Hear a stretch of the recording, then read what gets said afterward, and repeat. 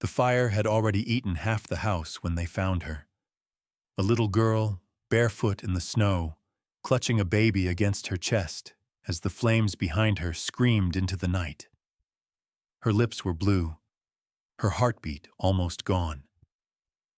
"Don't let go," she whispered, and then she did. That's when veteran Raymond Cole stopped his truck.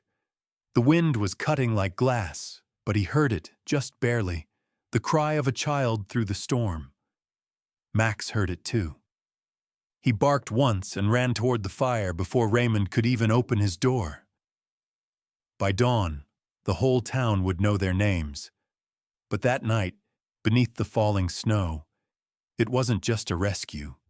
It was the beginning of something much darker. Because the fire wasn't an accident. And someone had been standing outside that house for 3 nights before it burned. Before we begin, tell me, where are you watching from tonight? And if stories like this still remind you that loyalty can outlast any storm, make sure you like, share, and subscribe. You'll want to see how this one ends. The night had swallowed Cedar Valley whole. Wind screamed through the broken line of pine trees, slamming against window panes and telephone wires that sang in the gale like stretched strings of sorrow. Snow drifted down in ceaseless waves, thick and blinding, until the familiar world disappeared into a pale oblivion. It was not the kind of storm that passed quietly. It was the kind that erased, the kind that tested whether a place or a man was still meant to exist. On the old back road that curved through the valley, a dented patrol truck fought its way through the whiteout. The tires crunched over ice as Raymond Cole, 55, gripped the steering wheel with hands that had known both rifles and rescue ropes. His face, cut with years and storms, was half hidden beneath the rim of his field jacket's collar.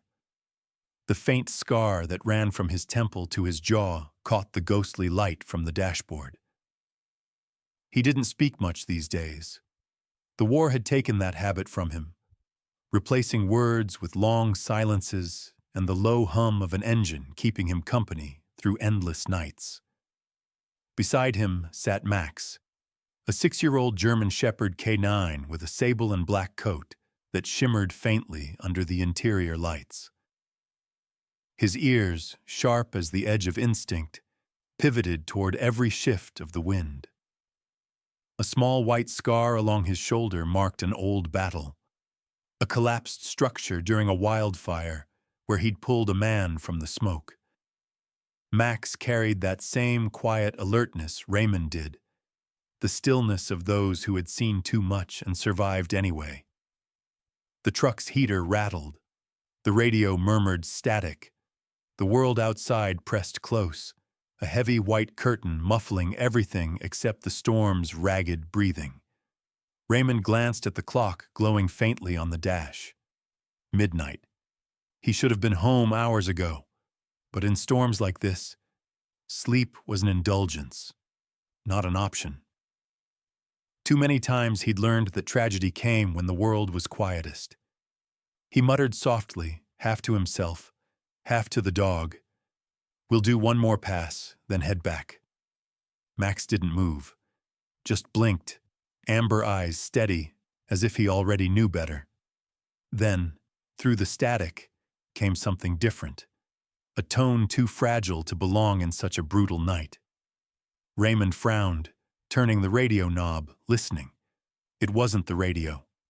Max's head jerked up, his ears locked forward, body stiff as a drawn bow. A sound cut through the wind, high, distant, trembling, not mechanical, not animal, a baby's cry. Raymond's boot hit the brake. The truck slid sideways before catching traction. Headlights sliced through the white, sweeping over a landscape that barely existed. Snow, wind, the shadowed skeletons of fence posts. Then, through the blur, a faint orange flicker. He pressed the gas. The tires screamed against ice as the truck surged forward. The flicker grew into flame, leaping behind a line of pines. A house, burning in the middle of the storm, was out of the truck before it stopped. The cold bit instantly, gnawing through layers of wool and duty. The air smelled of smoke, pine sap, and kerosene. He shielded his eyes against the wind. The house wasn't just burning, it was collapsing. The roof bowed inward, groaning under its own defeat. He could hear the crack and roar of timber snapping. Somewhere within that chaos, something fragile was still alive. He could feel it in his bones, that old sixth sense soldiers never lost. "Max, search!" The command cut through the wind like a flare. The shepherd sprang forward, tail low, muscles rippling beneath his thick coat. He circled wide, nose sweeping the snow, then froze, head tilted toward the far side of the yard. Raymond followed the direction of his stare and saw it. Two shapes in the white, half buried near the fence. He stumbled toward them, boots sinking deep. The snow was almost waist-high. As he reached the small forms, his breath caught. A girl, no older than 8, barefoot, in a thin flannel nightgown now stiff with frost. Her hair, light brown tangled with soot, clung to her cheeks. Her eyes were closed, lashes rimmed with ice. In her arms, wrapped in a quilt scorched at the edges, lay a baby. "Dear God." The words left him like steam. He knelt, hands shaking as he brushed snow from the child's face. The skin beneath his glove was gray and cold, yet when he pressed 2 fingers to her neck, there it was. A faint pulse, fragile but fighting. The infant whimpered weakly, a sound so small it barely reached the air. Max trotted close, lowering himself beside them, his massive body forming a living wall against the wind. His breath came in white puffs, his eyes steady on Raymond. The veteran worked fast, lifting the baby first, tucking her inside his jacket, then sliding his arms beneath the girl. Her body was light as air, the weight of someone who'd learned to survive hunger longer than warmth. "Hold on, sweetheart," he whispered, though she couldn't hear. The fire roared louder behind them, spitting embers that landed and hissed in the snow. The house shuddered once, then collapsed inward, sparks scattering into the night like dying stars. Raymond didn't look back. He trudged toward the truck, one step at a time, every muscle screaming. The cold gnawed through his knees. The girl's hair whipped against his chin, and Max stayed so close his fur brushed Raymond's leg with every stride. When they reached the truck, he laid the girl across the back seat, the baby still pressed against his chest. He fumbled for the emergency blanket, wrapping it around both of them. The air inside the cab fogged instantly from his breath. He checked again, still breathing, still alive. Max jumped into the back, curling his body around the children as if claiming them. For a moment, Raymond just sat there, engine idling, staring through the cracked windshield at the fire still burning in the distance. He'd seen destruction before, too much of it. But something about this night felt different. The silence after the chaos was heavier, like the storm itself was holding its breath. He exhaled slowly, rubbing his palms over his face. "You're safe now," he murmured, voice trembling. But no one answered, and the wind outside swallowed the words before they could freeze. He shifted into gear. The headlights swept once more over the field of snow and stopped. Max's head jerked up, a low growl rumbling from his chest. His fur bristled, eyes locked toward the tree line behind the burning house. Raymond followed his gaze. Through the haze of smoke and snow, there was movement. A shape, tall, still, just beyond the reach of light. For a fraction of a second, He thought it might be a tree swaying in the wind, but trees didn't stand perfectly still, and they didn't watch. The wind howled louder, pushing a wall of snow between them. When it cleared, the shape was gone. Only the smoldering ruin remained, crackling against the storm. Raymond tightened his grip on the steering wheel. Max's growl faded into a whine, uneasy but obedient. The veteran didn't say another word. He pressed his foot down and drove into the white abyss, away from the fire, toward the faint promise of light on the horizon, unaware that this night had only just begun. The siren faded as Raymond's truck rolled to a stop before the pale glow of Cedar Valley Community Hospital. The world outside was still half buried in snow, but inside, behind the glass doors, a different kind of cold waited, one made of steel and sterilized light. The automatic doors parted with a whisper, and the rush of heat hit him like a wave. It smelled of antiseptic and coffee left too long on a burner. Fluorescent lights cast the hallway in a relentless white that seemed to bleach the night from his skin. The air hummed softly, indifferent, as if unaware that 2 small lives had just been wrestled from the edge of death. Dr. Elise Monroe moved down the corridor like someone who had long forgotten what rest felt like. 42 years old, tall and slender, she carried herself with the unflinching precision of a woman who had spent decades outrunning her own fatigue. Her chestnut hair was tied into a loose knot, and a stethoscope dangled around her neck, clinking softly against the badge that read, "Night Physician." There was something steady in her face, an angular grace beneath the harsh light, but her eyes betrayed a tired warmth that surfaced only when she spoke to the nurses. They followed her silently, as though her calm was the thread holding the night together. The emergency doors swung open behind her as Raymond entered, his boots dripping onto the polished floor. His uniform jacket still glistened with melting frost, his hands trembling from both cold and adrenaline. In his arms lay the baby, wrapped tight in his field blanket. Her small chest rose and fell in fragile rhythm. A nurse hurried forward, her name tag reading Linda, short, round-shouldered, with a face that never seemed to lose its worry. She reached for the infant, but paused at the sight of Max. The German shepherd stood just behind Raymond's leg, fur still wet, breath coming out in steady puffs, his amber eyes following every movement. Elise took the baby without a word. Her hands, though chilled from the hospital air, were deft and sure. "I see you now," she said, her voice low but commanding.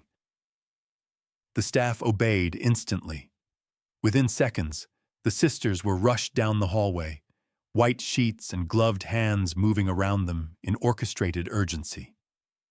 Raymond remained in the doorway, the sudden stillness around him making the room feel larger than it was.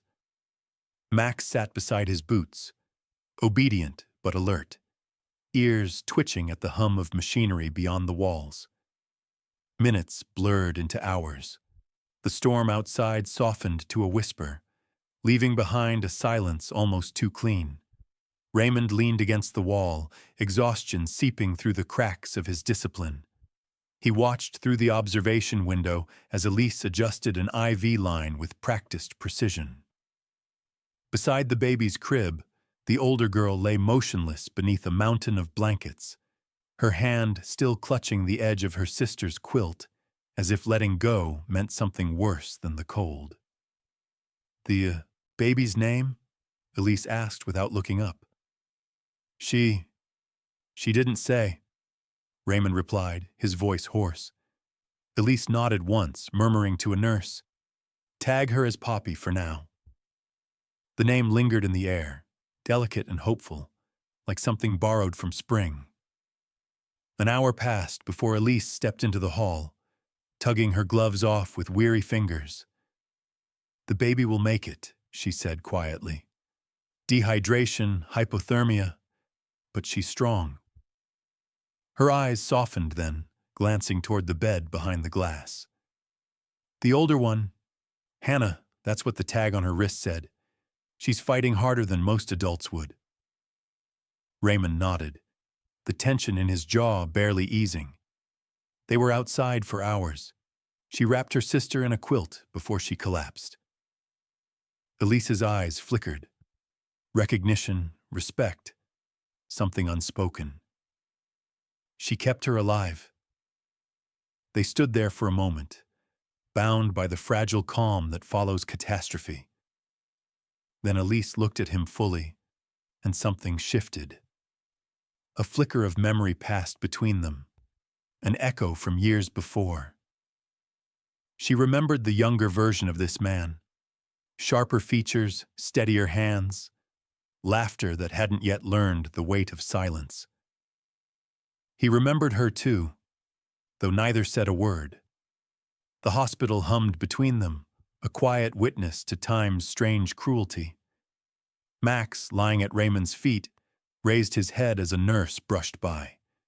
His ears flicked at the faint sound of the baby's whimper.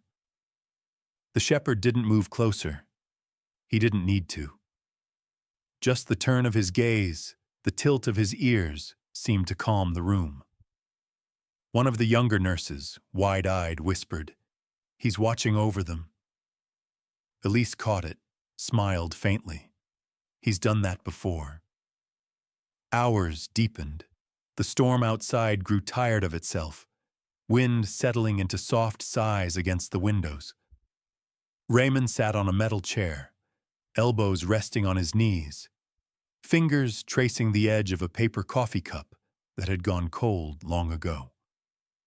The rhythm of the heart monitor from down the hall filled the spaces where conversation couldn't. Elise moved between patients, her steps soundless on the linoleum. When she paused by Hannah's bed again, something in her face gentled, a doctor's poise melting into human ache. The girl's lips trembled, and her eyelids fluttered. Elise leaned in. The child's voice, when it came, was almost soundless, like frost cracking underfoot. He was standing outside, 3 nights in a row. The doctor's hand froze midway through an adjustment. Her heart tripped, not from fear, but recognition, the kind that carries a warning. "Who, sweetheart?" she asked softly. But the child was already slipping back into sleep, her small hand tightening on the blanket as though clinging to a secret. Elise stayed beside her a moment longer, watching the faint rise and fall of her chest. In the hallway, Raymond straightened. Through the observation glass, he could see Elise standing there, motionless. The lights above flickered, as they sometimes did during storms, sending thin shadows sliding down the corridor walls. Max stirred beside him, muscles tensing, gaze fixed on the window beyond the beds. Outside, snow blew in faint, swirling circles under the hospital's security light. The flakes caught the glow like shards of glass, and then movement, a shadow crossing the light, slow, deliberate. Not the flurry of wind or the drift of a branch, something shaped like a man, tall and still. Max growled low in his throat. Raymond rose to his feet, his reflection glimmering faintly in the glass. Elise turned toward the window, drawn by instinct. But by the time her eyes found it, the shadow was gone. Only the snow remained, soft, endless, and disturbingly quiet. Dawn crept slowly into Cedar Valley, a fragile light struggling to find its way through the bruised clouds still hanging heavy over the mountains. The storm had passed, but its silence remained, a silence that didn't feel peaceful, only hollow. Smoke still bled faintly from the ruins of what had once been a home, curling into the air like a memory refusing to fade. The snow, once pristine, was streaked with soot and blackened ash, as if the earth itself bore witness to something unspeakable. The only thing still standing was a door frame, half leaning, half defiant, creaking whenever the wind sighed through.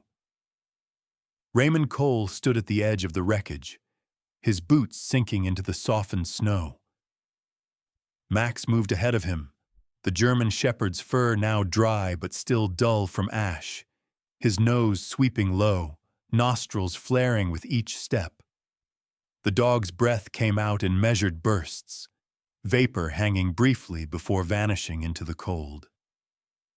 Raymond crouched beside him, squinting against the morning light that glinted off the ice. Around them, the world felt stripped bare, as if the fire had burned away not just wood, but secrets. "Easy, boy," he murmured, his voice a low rasp.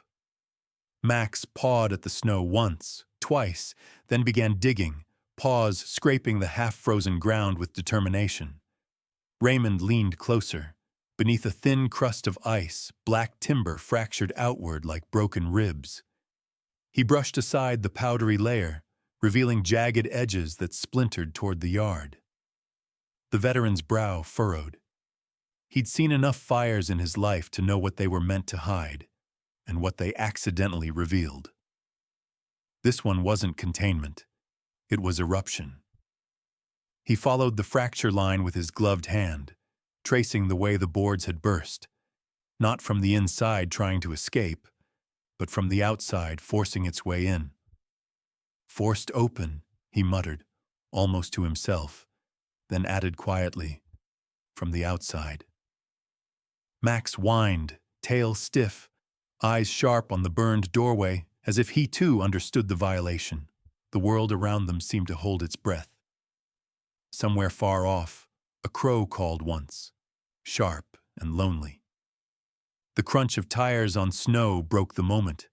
A county truck pulled up behind Raymond's, and Deputy Aaron Holt stepped out, slamming the door against the wind. He was 32, tall and broad-shouldered, with the look of someone who'd been built for simpler work. Hay bales, not handcuffs. His face was red from the cold. Freckles scattered across his nose, and the brim of his sheriff's cap sat too low over his eyes. He walked up beside Raymond, hands tucked under his armpits for warmth, and peered over the ruin. "Uncle's still missing," he said, breath fogging. "Neighbors say he'd been drinking again last night. Could be he left the stove running or—" He hesitated, then added, "Could be him."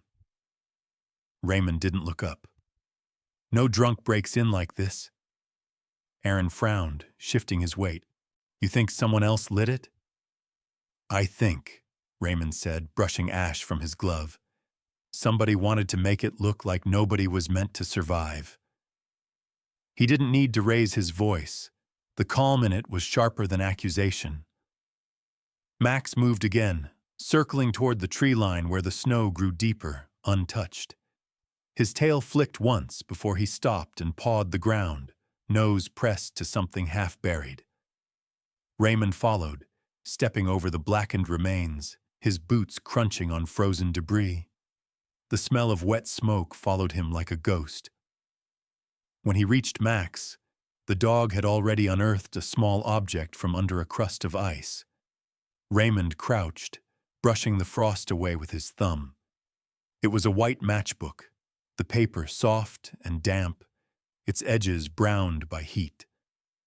Across the front, faded ink spelled out the Frosted Lantern Bar, a name every man in Cedar Valley knew, and none said with pride.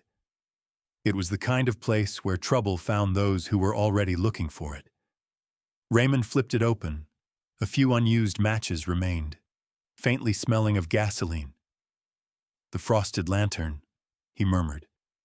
"Travis Whitlock got in a fight there last month." Aaron's expression tightened. "You sure?" Raymond pocketed the matchbook, eyes narrowing against the glare of the snow. "Sure as I am that he wasn't sober enough to light a match straight." A gust of wind rolled through the clearing, carrying with it the metallic tang of smoke and something colder, the aftertaste of fear. Aaron shifted, uneasy, glancing at the skeletal remains of the house. "I'll run a search," he said. Maybe he wandered off before it started. Raymond nodded, but said nothing. He had been in enough burned houses to know when the fire wasn't the real story. His gaze swept the tree line, dense pines cloaked in snow, branches heavy, shadows moving where the light couldn't reach. Max's ears flicked toward the same direction, his muscles taut. The veteran took a slow step forward.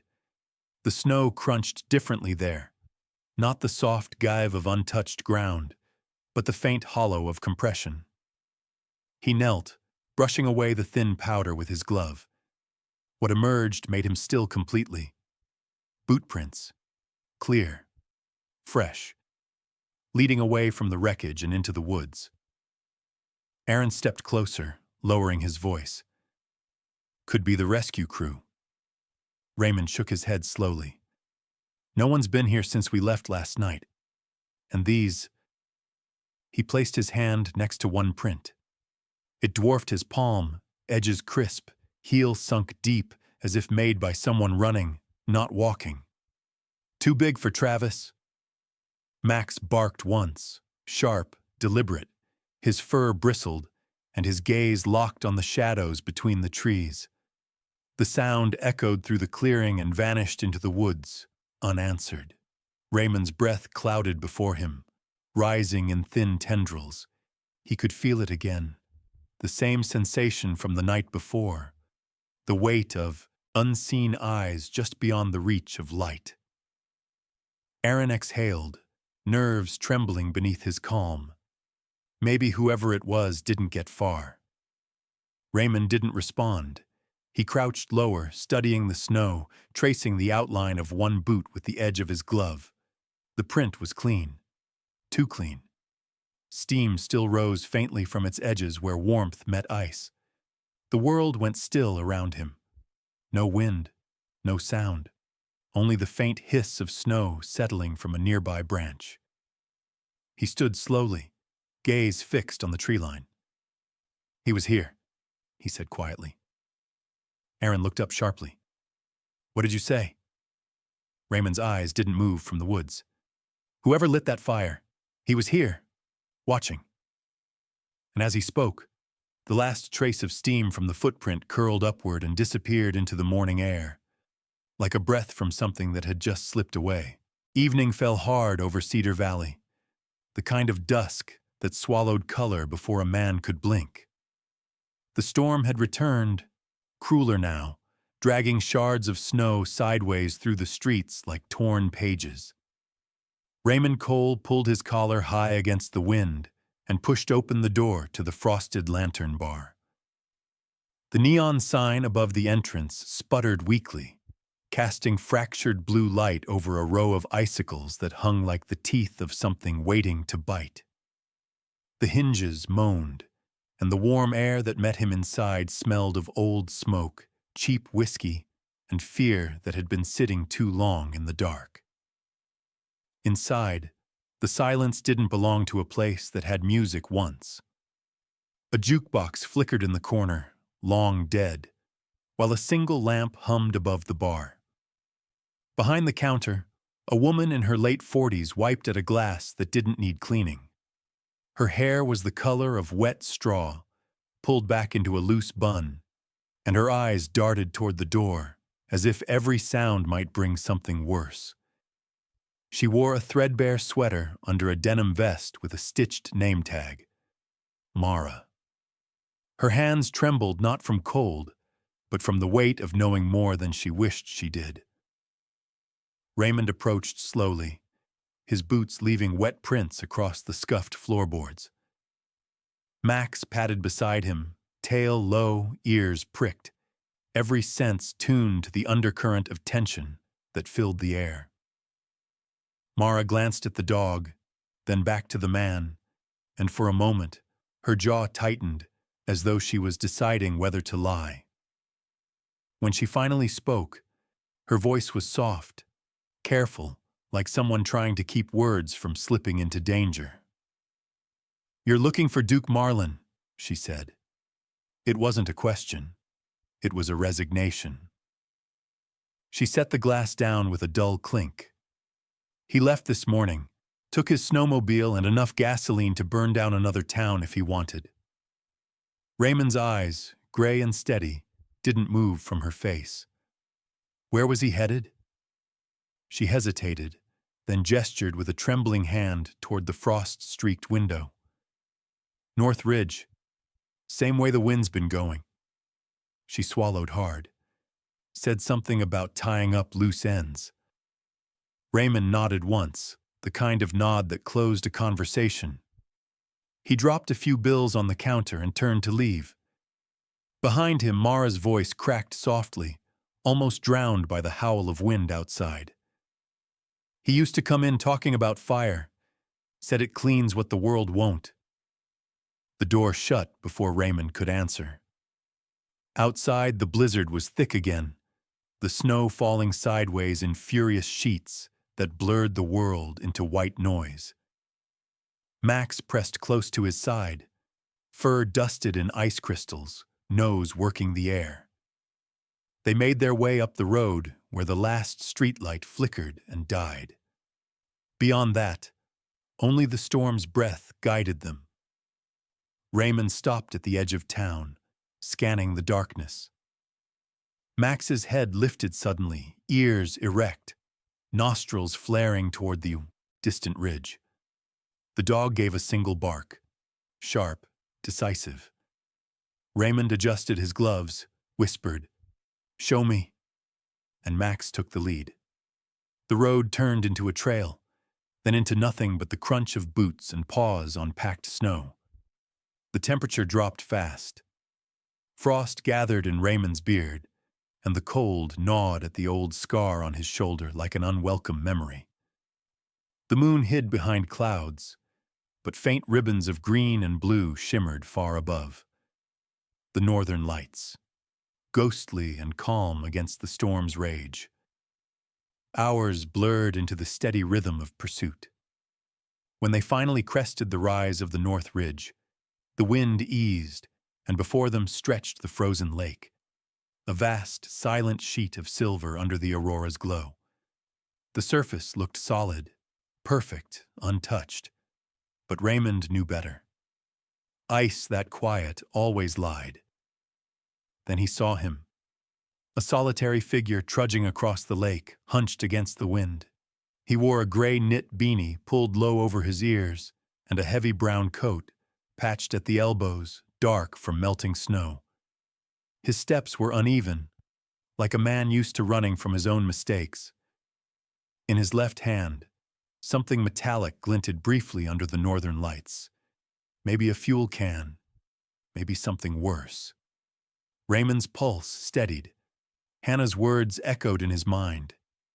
He was standing outside, 3 nights in a row. The man turned slightly, his face half illuminated by the shimmering sky. Duke Marlin, 40, with a narrow jaw and a mouth that twitched like it was never sure whether to smile or snarl. His eyes were the color of thawing ice, cold, clouded, and full of regret he didn't know how to name. "Duke!" Raymond's voice tore through the wind. The man stopped, shoulders tensing. For a long heartbeat, they faced each other across the endless white. Then, the ice groaned. It started as a low moan beneath their feet, then cracked sharply, a jagged vein spreading fast across the lake. Duke's eyes widened. The canister slipped from his grasp. The crack split wider, faster, roaring like distant thunder. "Don't move!" Raymond shouted, but the warning came too late. The surface gave way beneath Duke's boots, swallowing him whole. One flash of gray, one desperate gasp, and then he was gone, the ice sealing back over him like a mouth closing after a secret. Max lunged forward before Raymond could react, claws raking the ice. "Max!" The veteran dropped to his knees, sliding after him. The shepherd's paws scraped furiously at the rim of the new hole, his breath fogging in frantic bursts. water dark as oil churned beneath. Without hesitation, Max plunged in, vanishing into the black. "Damn it!" Raymond crawled forward, keeping his weight low, the ice creaking under every inch he gained. Wind howled, whipping snow into his eyes, but he didn't stop. He pressed his gloved hands to the edge, peering into the freezing water. Then he saw them. Two shapes thrashing just below the surface, the gleam of Max's fur and Duke's flailing arms. Every instinct screamed to wait for backup, but there was no backup, no time.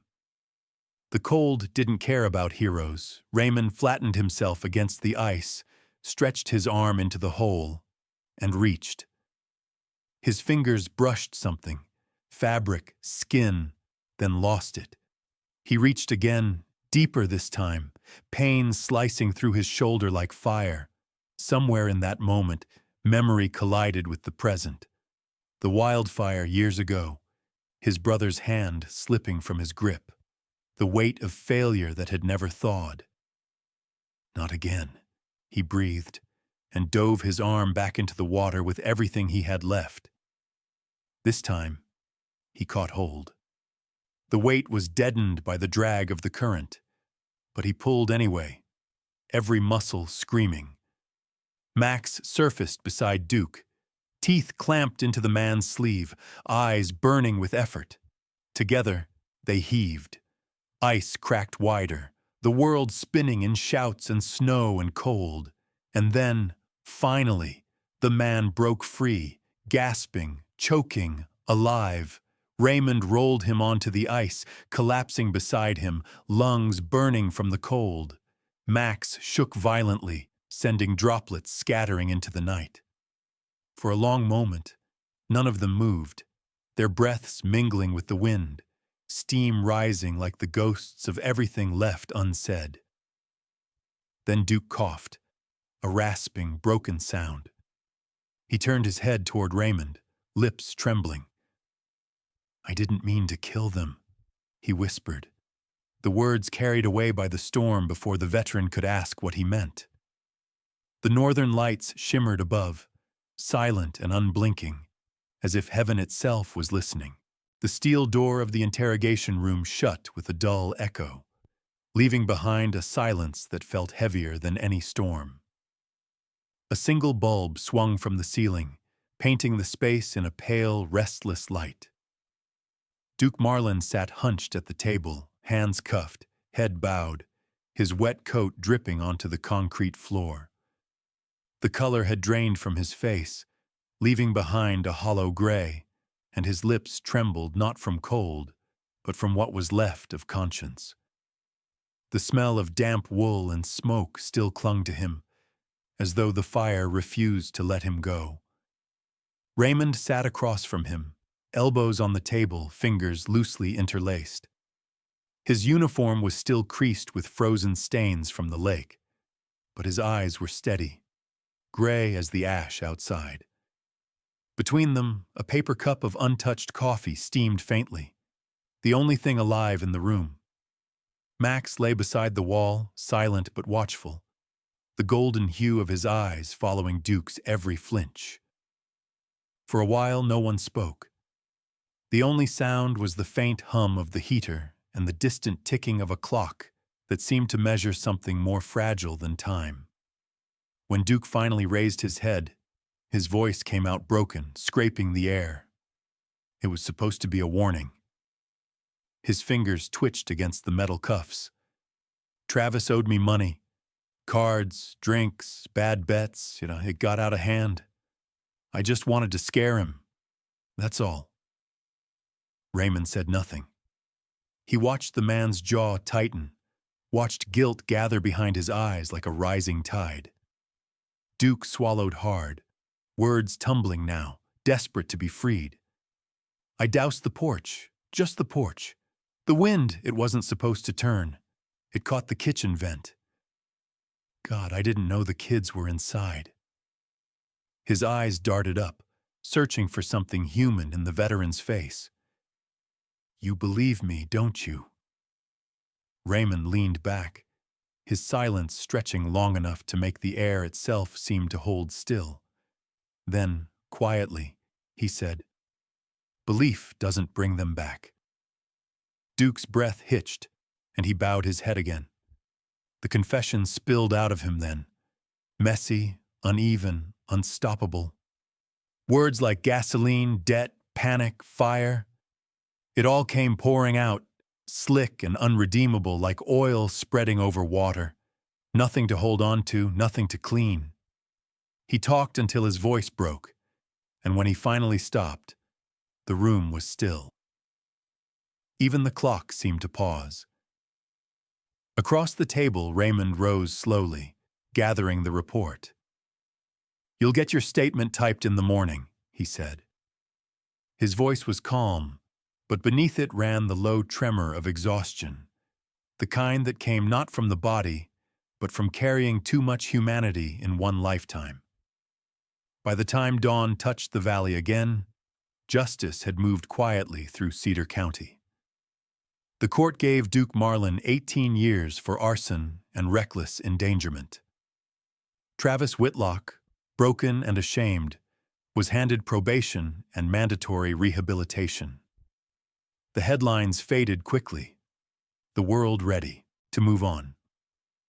But for Raymond, the story didn't end in paperwork and sentencing.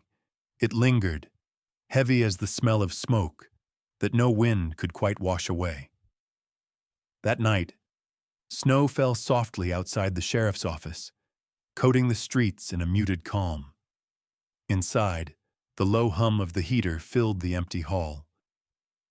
Raymond sat by the window, the lamplight brushing faint gold across his face. His hands were wrapped around a mug gone cold long ago. Elise Monroe entered quietly, her white coat replaced by a thick wool sweater, hair loose around her shoulders. The years had drawn lines around her eyes, but tonight they seemed softer, less guarded. "You look like a man still fighting a war that's already over," she said gently. Raymond managed a faint smile, though it didn't reach his eyes. "Wars don't end, Elise. They just change their uniforms." She sat across from him, folding her hands on the table. Outside, flakes pressed against the window like quiet ghosts. After a moment, he spoke again, slowly, as if each word had to climb through years of silence. "There was a fire once," he said. "Decades ago. California Ridgeline. My unit was evacuating families caught between the flames. My brother Nathan was with me. Younger, stubborn. Thought he could get one more kid out of a cabin before it collapsed." His voice caught. The clock in the corner ticked once, loud in the quiet. "He didn't make it," Raymond said finally. "I did. And I've been trying to even the score ever since."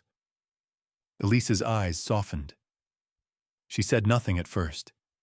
She just watched him, the lamplight catching the tremor of his hands. When she finally spoke, her voice was a whisper. "You think saving enough lives will erase the one you lost?" Raymond stared into the falling snow. "I thought if I saved enough people," he said, voice low and raw, "it'd make up for the one I couldn't." Elise reached across the table, her hand finding his, fingers warm and steady. "Maybe you already have," she said simply. For a long time, neither spoke. The world outside the glass blurred into soft white, and the heater hummed like a quiet heartbeat beneath the stillness. Max stirred near the radiator, letting out a deep sigh before curling tighter into the warmth. But then, suddenly, his ears flicked, his head lifted, eyes narrowing toward the door. The fur along his neck rose just slightly. Raymond noticed the change, his instincts snapping awake before thought could catch up. From the monitor across the room, the hospital's security feed flickered once. Elise turned toward it, confusion creasing her brow. On the grainy black and white screen, snow fell outside the pediatric wing, and there, barely visible, was a figure moving near the children's window. Too large to be a nurse, too deliberate to be the wind. Raymond leaned forward. The image glitched, lines running through the feed. The shadow paused by the glass, head tilted, almost as if listening. Then, in the next frame, it was gone. The heater crackled once. Max gave a low growl, deep and certain. Raymond's hand found the sidearm at his belt, eyes never leaving the screen. Outside, the snow kept falling, silent as breath. And somewhere in that silence, the past began to move again. By the time February folded into March, Cedar Valley had begun to breathe again.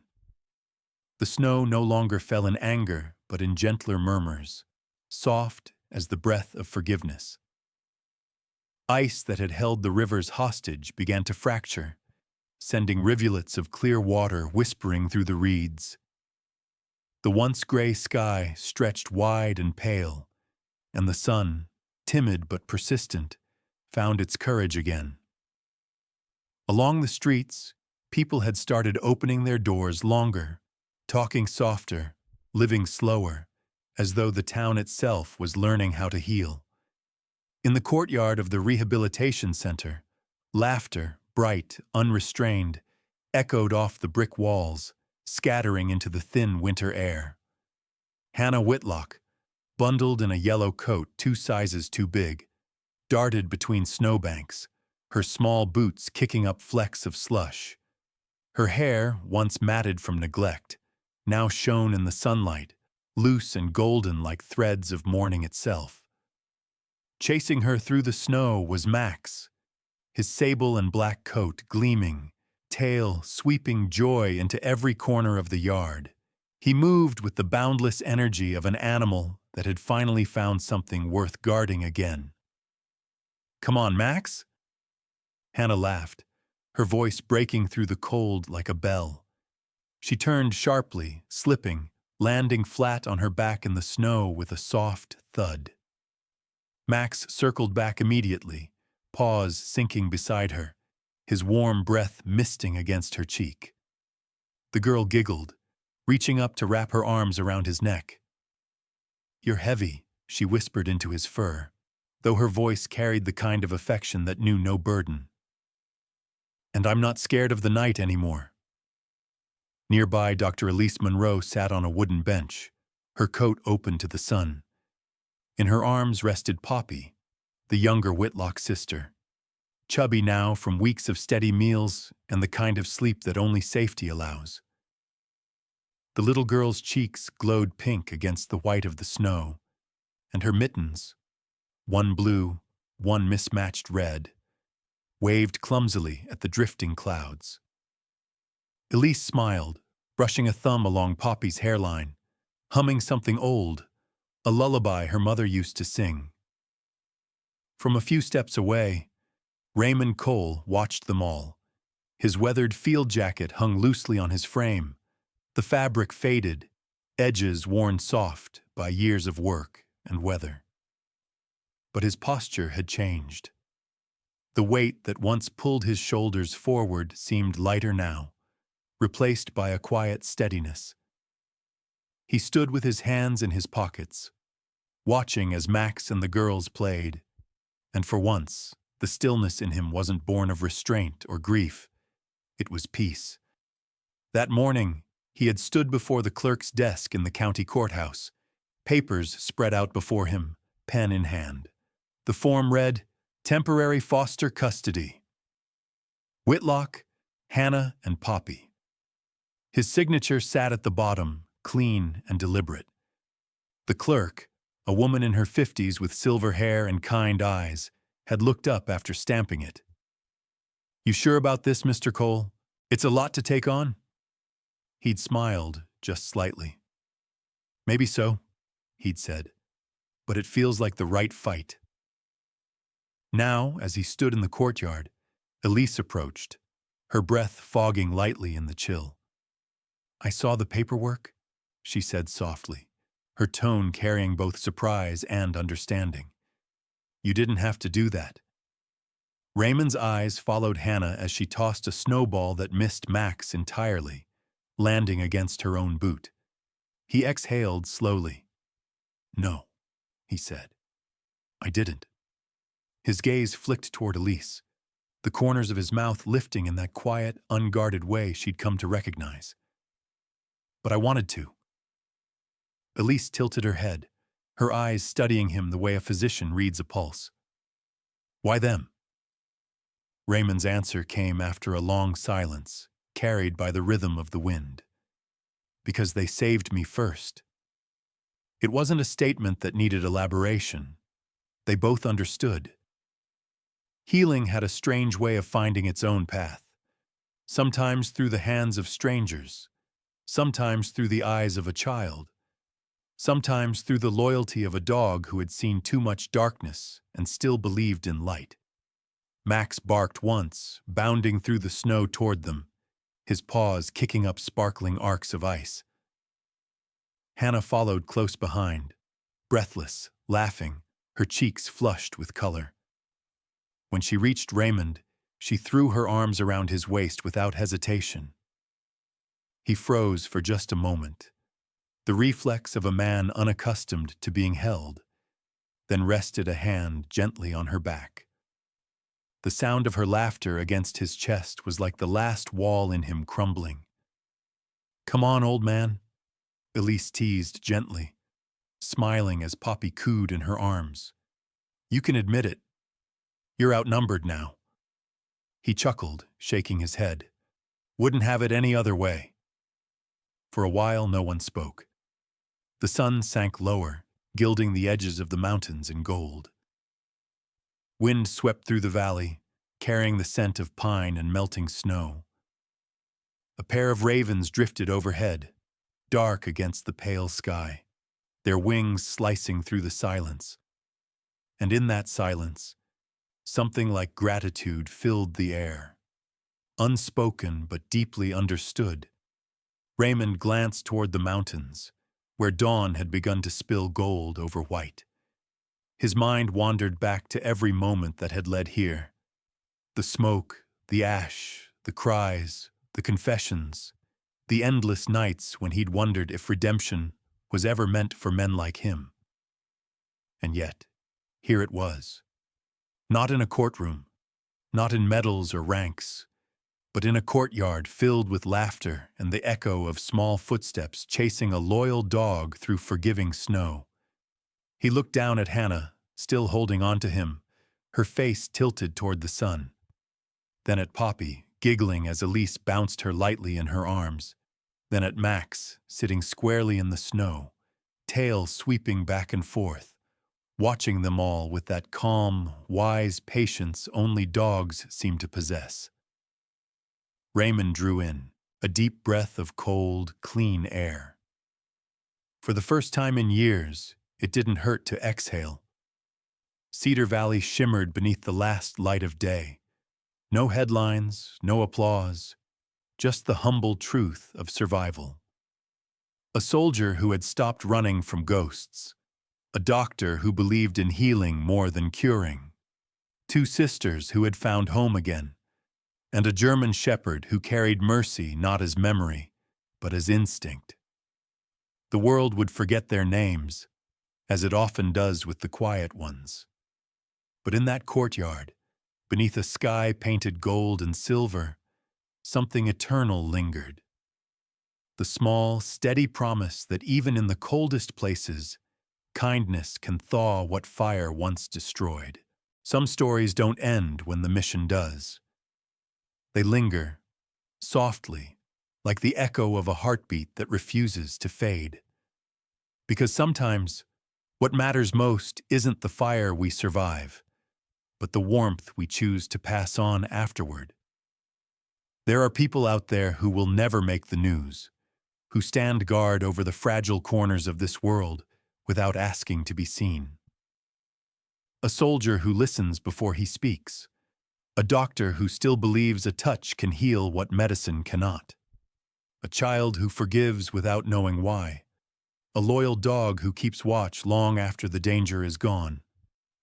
It's in these quiet lives that courage hides, steady, unspoken, and real. The kind that doesn't shout or shine but stays, even when no one is watching. And maybe that's the mercy we keep forgetting, that goodness doesn't always roar through storms. Sometimes it whispers through the snow, reminding us that every act of kindness, no matter how small, makes the world a little less cold. So if tonight feels long, just listen. Somewhere in the stillness, someone is keeping the light alive,